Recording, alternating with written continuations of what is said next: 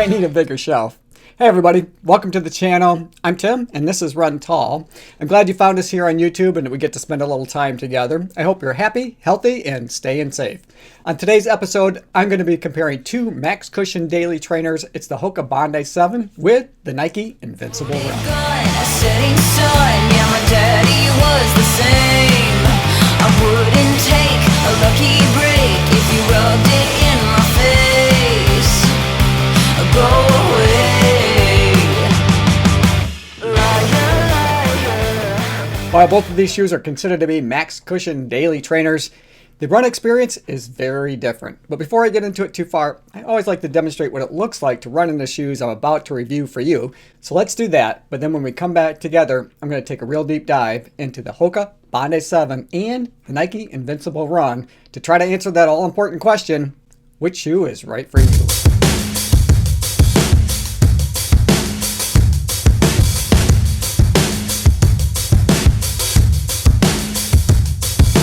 I wait for someone to save.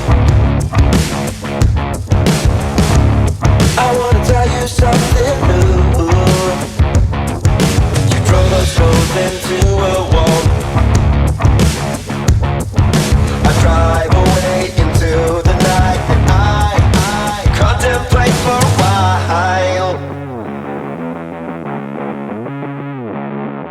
Don't you think you wanna be for the best? If I back my stuff, I get sooner than this. Don't you think you wanna be for the best? If I back my stuff, I get sooner than this. Don't you wish I would've been someone else? I wanna feel your gap without making a mess at you. Won't you tell me something new? I wanna tell you something new.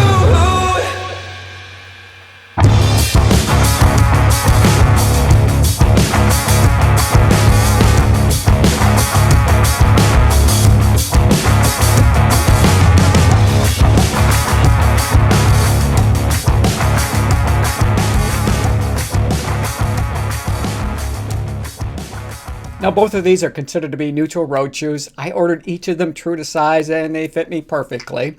The Nike Invincible Run is the more expensive of the two options and they retail for $180 US, while the Hoka Bondi 7, now they retail for $150 US. If you're new to the channel, welcome to the Run Tall family. Now I post running shoe reviews, comparisons, and shoe battles weekly, but I also like to post other videos about running as well. So if you enjoy watching running shoe reviews and other videos about running, be sure to subscribe to the channel and click the notification bell so that you'll be notified each time that I upload new content. Now this video is not intended to be a full review of either shoe, but if you want to check that out, I'll put a link in the description below to reviews that I've completed for each one previously. Now the Nike Invincible Run is the lighter of the two options. For a men's size 9 at my scales, it came in at 9.8 ounces or 276 grams, while women's size 8, now they came in at 8.9 ounces or 252 grams. Now for the Hoka Bondi 7, now they came in at 10.2 ounces or 288 grams, and again that's for men's size 9.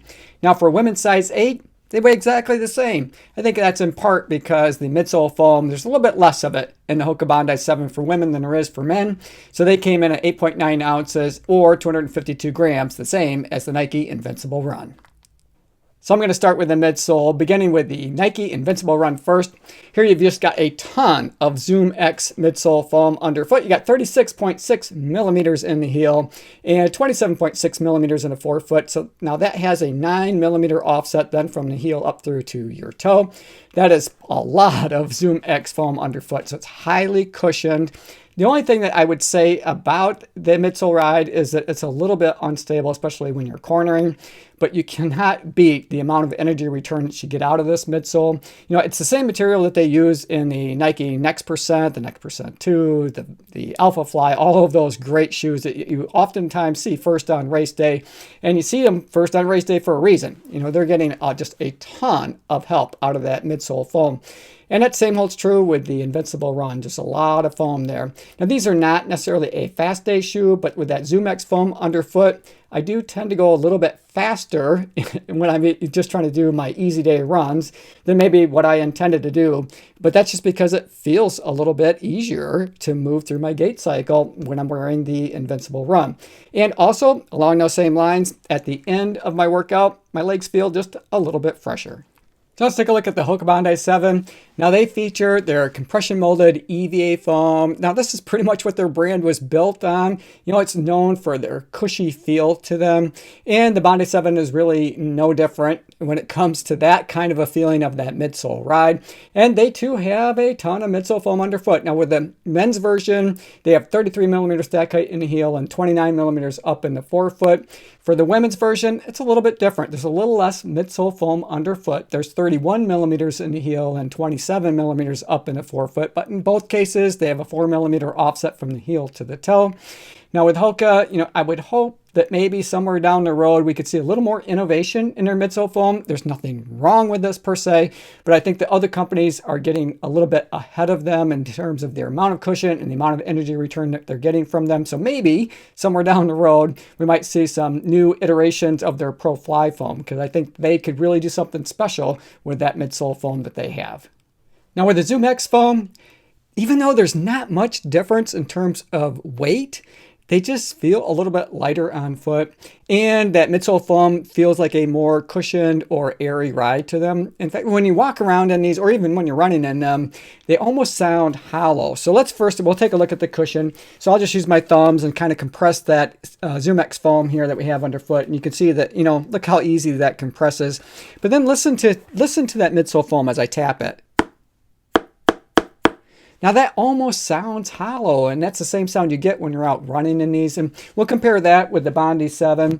Now I'll start again and I'll do that kind of thumb test with the cushion. And these are a much more dense feel to them as compared to the ZoomX foam. And then we'll give it that thump test here. And you can certainly hear the difference.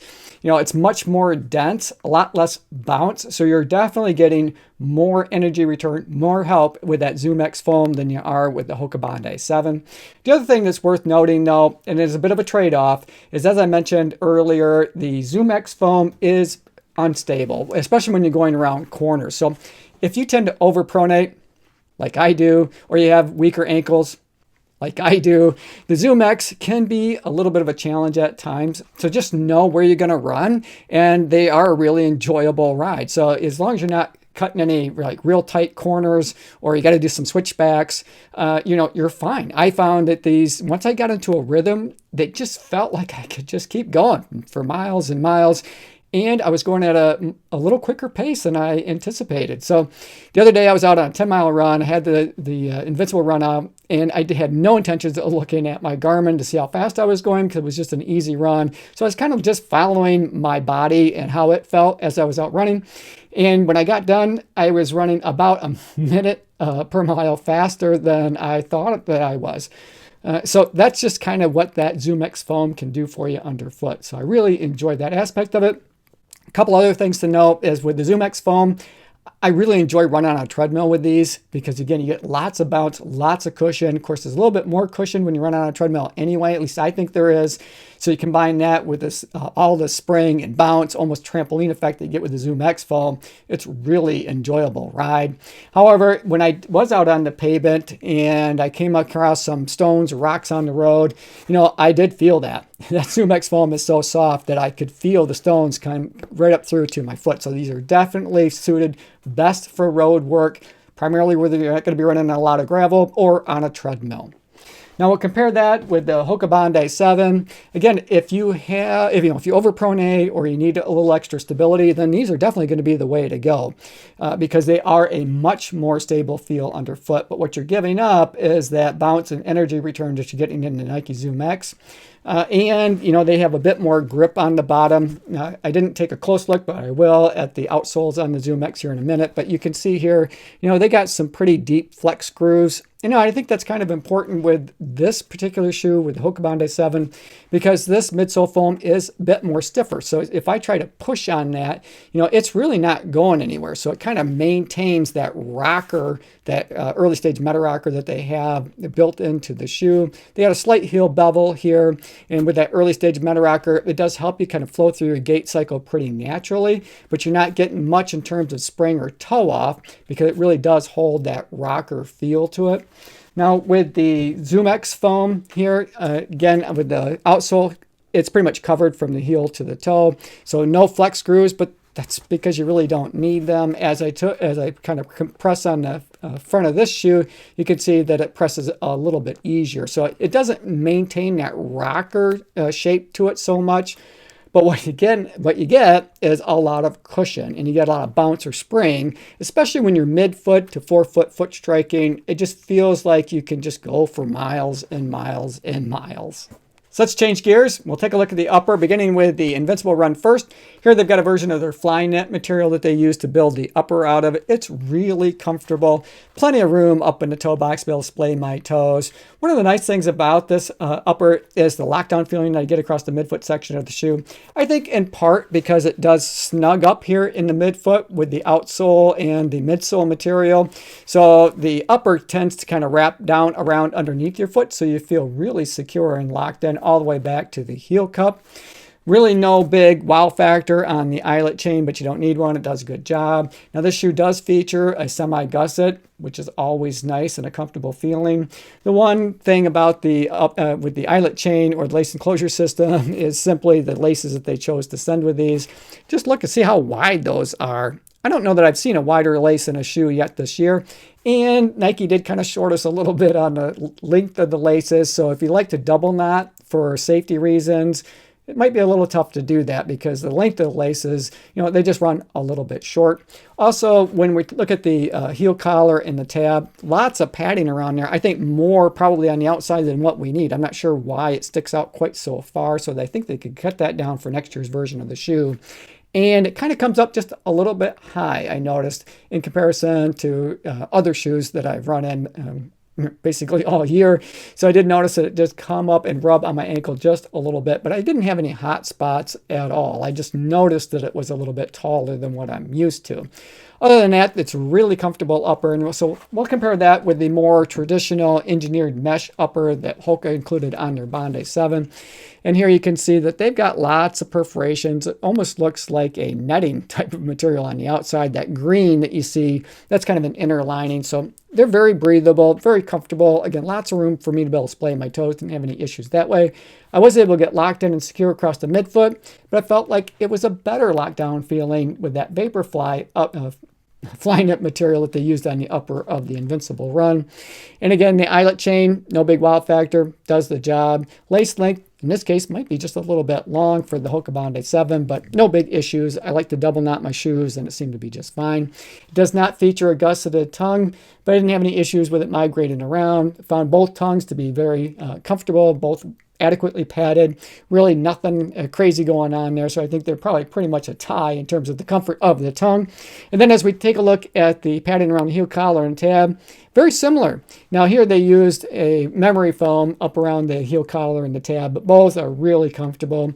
Probably a little more again than what we need in these shoes, but it does the job. Felt good to run in them. Nice solid lockdown feeling back in the heel cup.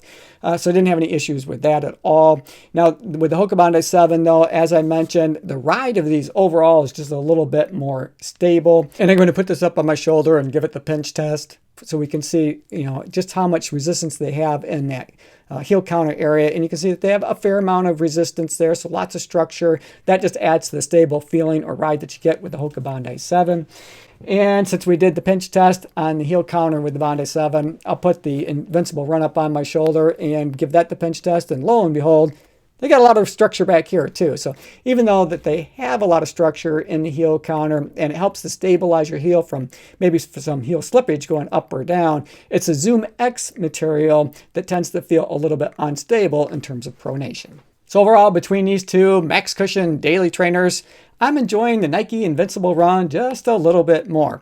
And that's all because of that ZoomX foam and all of the energy return that I get out of those. As long as I'm staying on the road or running on concrete and I'm going forward or on a treadmill, because they feel fantastic as a treadmill shoe, these are really enjoyable. There's a lot more energy return and my legs just feel a little fresher at the end of a workout. That's not to say that the Hoka Bondi 7 isn't a great max cushion daily trainer, because it is. It's just a little bit more dense, and I feel like I have to work just a little bit more moving through my gait cycle to work or run at the same pace. Hey, I hope you guys enjoyed the video. Thanks for making it to the end. As always, run tall, run strong, be kind to one another. Thanks for watching, and we'll see you next time.